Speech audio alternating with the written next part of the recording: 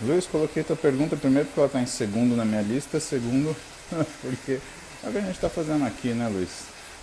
Então, cardio é sempre, Luiz.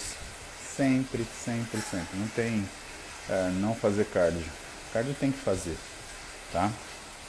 Em jejum ou não, o que você tem que saber do cardio em jejum é: se você quer um efeito de biogênese mitocondrial, o cardio em jejum, para você conseguir isso, né, se você não for fazer um cardio contínuo, típico, que nem o que eu estou fazendo aqui, ele é um cardio de baixíssima intensidade, então a gente está falando até 60% do consumo máximo de oxigênio, que é equivalente você dar uma caminhada com o cachorro para fazer cocô, tá?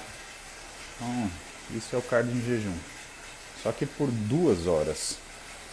Então, eu por exemplo, impensável, né, eu conseguir fazer 2 horas de cardio de manhã, né? Ou vou ter que acordar às 3:30 da manhã, às 4 da manhã, ou então, né, não tem condição. Então eu faço um cardio na casa dos 120 batimentos, né? Eu gosto dessa air bike aqui, vou mostrar para vocês.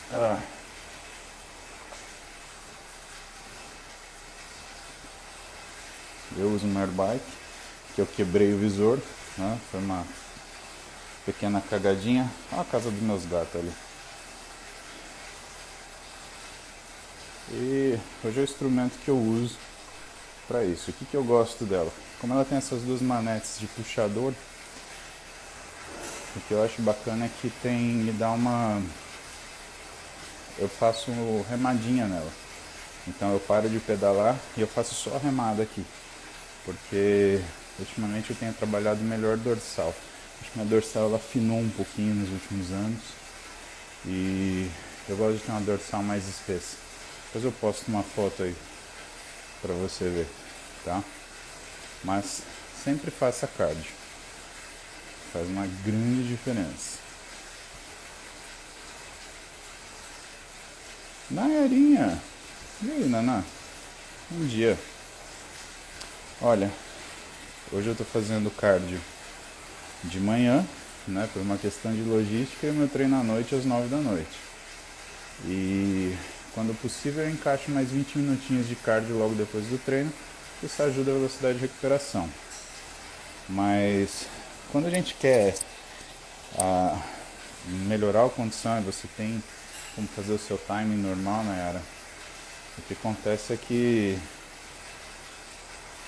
você se programa em relação ou à sua velocidade de recuperação, ou você se programa em relação à sua necessidade de recomposição de estoques energéticos. Então vamos ver a primeira situação. Velocidade de recuperação. Quando você fala disso, você fala: farei a musculação antes do cardio. Ótimo. Só que depois da musculação, as 6 horas subsequentes, ele é o momento de maior síntese proteica, onde você alavanca seus recursos para a recuperação do tecido muscular. Logo, não faz sentido você colocar uma atividade física concorrente nesse período. Você vai desviar a função do teu organismo. Você vai parar de fazer a recuperação muscular para começar a fazer aquele desempenho, tá? Então, o que a gente fala? Faz a musculação, 2 refeições, né? Que dá mais ou menos 6 horas de intervalo, e aí sim você vai fazer o seu cardio. Ou você vai fazer o cardio imediatamente na musculação. Tá? Então, terminou o treino de musculação, você vai fazer lá seus 20 minutos, até uns 40 minutos dá numa boa, tá? Porque ele tem esse impacto positivo. Mas logo depois da musculação, ele também é um cardio desse passeando, tá? Não é corrida, porque senão você vai também ter desvio de função. Quando você fala da recuperação em relação a estoque de energia, aí é o contrário. Aí você faz o cardio primeiro, a musculação depois. Só que, como eu te falei, né? A gente tem consumo de glicogênio para poder treinar. E quando você faz o cardio, você gasta glicogênio também, tá? Isso faz com que você tenha É o uso da tua massa muscular, você não tem como não gastar. Então aí o que a gente fala de recuperação na alimentação? A gente fala no intervalo de pelo menos 4 horas. Por quê? Você faz o cardio, faz de 1 a 2 refeições, só que você precisa de 4 horas para formar glicogênio. Professor Mauro Biselini, saudade do senhor. Que legal. E aí o que acontece? Aí você vai fazer a sua musculação de forma adequada, né? Que é com glicogênio suficiente para que você tenha algum desempenho. Lembra que o resultado que você faz é proporcional ao trabalho que você executa. Então, se você faz a musculação depletado, cansado, o teu trabalho, o teu ajuste aí a esse estímulo, ele é muito pequeno, pouco ou nenhum. Aí você pode falar para mim, mas o atleta, perto da competição, ele treina depletado. Sim, mas essa fase não é uma fase que ele está ganhando capacidade física ou músculo. Ele está trabalhando a forma física, tirando o máximo de gordura debaixo da pele que ele tem, né? Essa que é a situação.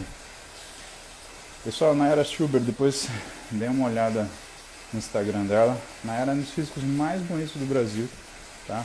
Pra mim, é uma referência de físico e um wellness em formato, em elegância, em harmonia do corpo. É o físico, você olha e você fala, nossa, é uma atleta. Inegavelmente, é uma mulher que, se você olhar na rua, você vai saber que ela compete. Porque ele não é um físico que dá aquela dubiedade, ele não tem exageros, né? E aí ele tem muita harmonia, muita simetria. Então, se vocês quiserem ver um físico bonito de mulher atleta, dê uma olhada na Nayara. Vocês vão ver que exemplo, que bom exemplo de bom senso atlético, tá? Pra mim, é um físico de referência na categoria dela.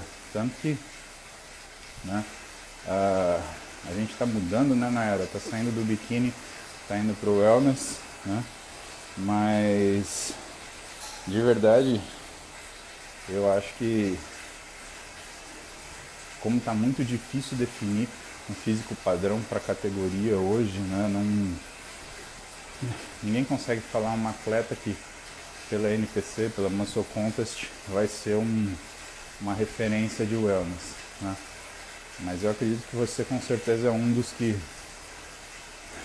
né, nem merecem, que precisam ser referência, porque tem esse bom senso, né, de raciocinar a forma física do jeito que você pensou. Então fica a dica aí, vão conhecer a Nayara, vocês vão ver que é um físico sensacional.